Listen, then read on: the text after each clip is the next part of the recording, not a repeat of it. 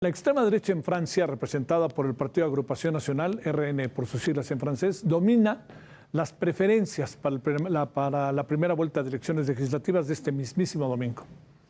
¿Cómo están las encuestas? Han fallado un poco las encuestas en las últimas elecciones en Francia, por cierto. Llega con 37% de ventaja. 2 puntos más que hace una semana. O sea, esta semana subió 2 puntos. En segundo sitio, con el 28%, y con posibilidades de crecer, aparece el nuevo Frente Popular, coalición que agrupa al sector de la izquierda, los socialistas. Y el hombre en pantalla está hasta el tercer sitio. Esto se llama la coalición Juntos por la República, que apoya al presidente y que apoya al presidente Emmanuel Macron. Bueno, tiene esta agrupación solo el 20%. Esto está sobre 30 y tantos, 28 y 20. Esas tres principales fuerzas, más o menos, ¿no? Joel Peña es internacionalista, profesor de la Facultad de Ciencias Políticas y Sociales de la UNAM. Joel, gracias por tu tiempo. ¿Cómo has estado? Muy buenas noches. ¿Qué tal, Javier? Un gusto saludarte. Gracias. Como siempre. ¿Qué se viene, mi querido Joel? ¿La hecatombe del señor Macron o va a tener una vida más? Porque como sea, él se va hasta el 27, ¿no? Así es. Lo único seguro aquí es que él va a tener asegurado su mandato presidencial, como bien lo señalas, Javier, hasta 2027, independientemente de los resultados de las elecciones legislativas, que por cierto son anticipadas, y esto derivó de los malos resultados que tuvo su partido y que fueron superados por el doble de votos ahora en las elecciones europeas, es decir, para el Parlamento Europeo, que tuvieron lugar a principios de este mes. ¿Cuáles son los escenarios? Pues básicamente son 3 los posibles.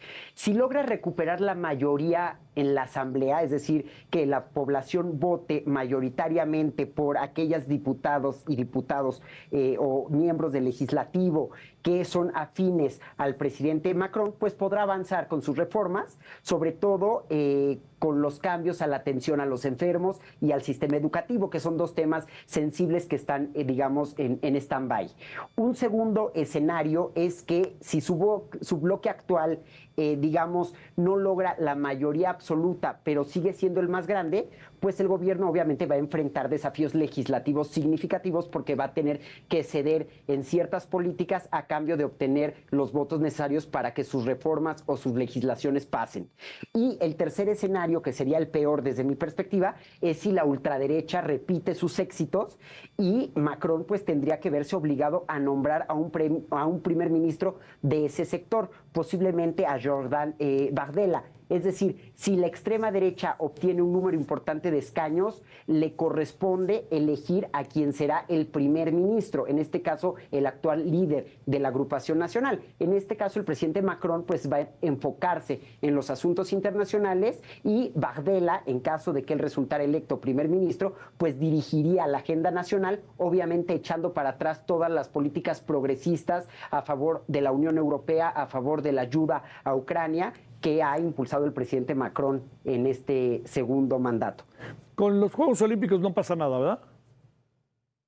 No tendría por qué pasar nada, porque aparte sabemos que los Juegos Olímpicos pues ya tienen, digamos, su curso y que además pues representan un ingreso significativo para, digamos, la población francesa, ¿no? Sobre todo para aquellas personas que se dedican al turismo y que de alguna forma van a tener alguna participación con la venta de productos o incluso la ocupación de los hoteles, de los restaurantes. Entonces no tendría por qué haber ningún conflicto con el resultado. A ver, para luego hablar, si te parece, Joel, de la influencia que puede tener esto en Europa, ¿no? La ultraderecha. Déjame plantearte antes de ello.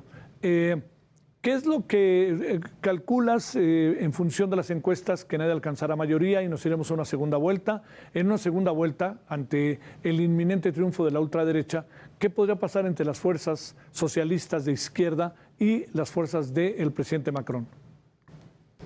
Como señalas, en estas elecciones legislativas se van a elegir 577 diputados, que digamos que se vota en las 577 circunscripciones, es decir, básicamente son como elecciones individuales. Si ningún candidato o candidata alcanza la mayoría absoluta, es decir, el 50% de los votos, lo cual generalmente no ocurre, obviamente se iría a una segunda vuelta y solamente pasarían las y los candidatos que obtuvieran el 12.5 de los votos o más.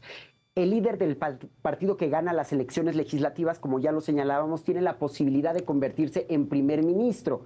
Este cargo será designado por el propio presidente de la República, es decir, por Emmanuel Macron, y aprobado por la Asamblea Nacional. Y como señalaba, la posibilidad, lo que a mi juicio es más probable, es que ningún bloque político obtenga una mayoría absoluta en la Asamblea Nacional y se produzca un estancamiento, lo cual obviamente no sería de utilidad para realizar los cambios que ha propuesto el presidente Emmanuel Macron. Y por lo tanto, pues tendría que continuar gobernando, insisto, cediendo ante una ultraderecha que lógicamente va a tener demandas muy importantes, sobre todo para atender aquellos problemas que requieren o que son más susceptibles de ser reclamados por parte de sus votantes. En ese sentido, es importante también de destacar que Emmanuel Macron no puede volver a disolver la Asamblea Nacional hasta un año después, es decir, hasta junio de 2025. Entonces prácticamente tendría un año gobernando, digamos, con muchas dificultades por la presencia de una ultraderecha que, como ya se ha señalado y vuelvo a insistir, pues va a tener demandas muy importantes. ¿Qué va a pasar en 2025 entonces, Joel? O sea, a ver, ahorita, lo que para como irlo viendo en tiempos, la elección es el día del domingo, ahí se busca una mayoría, que la obtendrá seguramente la ultraderecha. Tengo la impresión, salvo tu mejor opinión, que en primera y segunda vuelta acabará teniéndola. Pero aquí la pregunta es, ¿qué pasa con los diputados que se van para afuera con el nuevo Parlamento, todos los que son actualmente diputados, o cómo funciona eso? Así es, digamos que hay una renovación completa de la Asamblea Nacional, que ya fue disuelta por el presidente Macron porque la propia Constitución le da esa facultad, y pues la nueva Asamblea Nacional o el nuevo Poder Legislativo pues tendrá que comenzar a trabajar una vez que se llegue a un acuerdo después de la segunda vuelta de las elecciones, porque insisto, en esta primera vuelta es prácticamente imposible que 577 diputadas o diputados alcancen el número de votos necesarios para que sean nombrados miembros del Poder Legislativo. Entonces, pues se tendrá que ver cuál de estos escenarios es el que se alcanza. Marine Le Pen sabemos que es la líder de la agrupación nacional y la que le ha imprimido fuerza a este movimiento de ultraderecha. Seguramente va a buscar competir en las elecciones presidenciales de 2027 contra quien sea sucesor de Emmanuel Macron. ¿Por qué? Porque la Constitución, y esto también es importante aclararlo, no le permite buscar un tercer mandato. Es decir, Emmanuel Macron está cumpliendo el segundo mandato que le permite la Constitución. Entonces, seguramente Marine Le Pen va a aprovechar la debilidad del gobierno de Macron y obviamente la debilidad con la que va a llegar la persona que resulte candidato de su propio partido político, y por eso Marine Le Pen en este caso va a continuar haciendo campaña para una eventual elección presidencial cuando termine el mandato del actual presidente. ¿Cómo le va? A ver, déjame hacerte dos preguntas finales. Una, primero, ¿no te pareció un riesgo muy audaz de Emmanuel Macron lanzar esta idea? Quiso lanzar un buscapié y a ver si no le sale el tiro por la culata. ¿Qué supones que pasó, Joel, con todo esto? Pues de hecho este anuncio de elecciones anticipadas, digamos que fue sorpresivo, y pues plantea un choque entre sus ideales proeuropeos, centristas, pro-ucranianos, pero también con esa retórica de antimigración y populista de la ultraderecha. Es decir, es algo que, si bien no se había anunciado, se veía venir como uno de los posibles escenarios. ¿Qué va a tratar de hacer Macron en estas semanas? Pues va a intentar unir a la derecha con la izquierda, instando a que sus seguidores no voten, o voten más bien en contra de la ultraderecha, pero es muy incierto si va a tener éxito. Recordemos que hay una diferencia importante entre aquellos partidos que se dicen de derecha de aquellos que son abiertamente de ultraderecha. Por eso es que la izquierda va a tratar de lograr una alianza con los partidos de derecha para tratar de disminuir cualquier posibilidad que tenga la ultraderecha. La izquierda sabemos que muestra poca disposición a unirse con Macron. Macron, digamos que es de centro derecha, ¿sí? ¿Por qué? Porque su credibilidad ha disminuido constantemente por muchos problemas que ha tenido durante su primer mandato, durante el tiempo que lleva en el segundo mandato, sobre todo con todas estas propuestas y protestas que ha habido en contra de su enfoque proempresarial y que a su vez ha tenido una división importante por su postura frente a la guerra en Gaza. Actualmente ningún frente político, Javier, tiene mayoría absoluta en la Asamblea Nacional, pero la coalición de Macron pues tiene 250 escaños, lo que digamos sí es mucho mayor a los 88 escaños que tiene la ultraderecha, pero lo más probable es que en esta nueva conformación de la Asamblea Nacional, la ultraderecha junto con los otros partidos que forman este bloque logren un número mayor de legisladores y legisladoras. ¿Se está yendo a la ultraderecha Europa?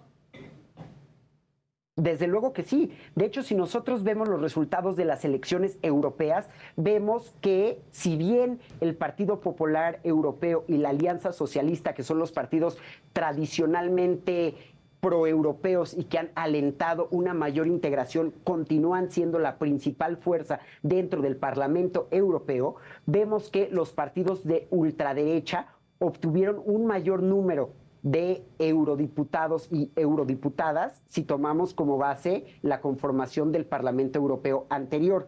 Pero el principal problema no fue tanto a nivel europeo, Javier, sino más bien dentro de países como Francia, donde la ultraderecha pues tuvo una victoria importante, o en países como Italia, con Giorgia Meloni, donde su partido, que también es de ultraderecha, pues se afianzó en el poder. Aunque también tenemos que estar conscientes de que hubo países donde hubo un retroceso de la ultraderecha, como por ejemplo en Polonia o en algunos países nórdicos, donde ganaron países proeuropeos que de alguna forma le van a inyectar vitalidad al proceso de integración. Y como sea, España y Portugal pues van también haciendo su esfuerzo, por lo menos por lo menos al centro, ¿no? Así es, al centro izquierda. Centro izquierda, ¿no? Sale. Joel, que tengas buen fin de semana. Muchas gracias. Igualmente, Javier, un abrazo y saludos a todo tu auditorio. Gracias, gracias.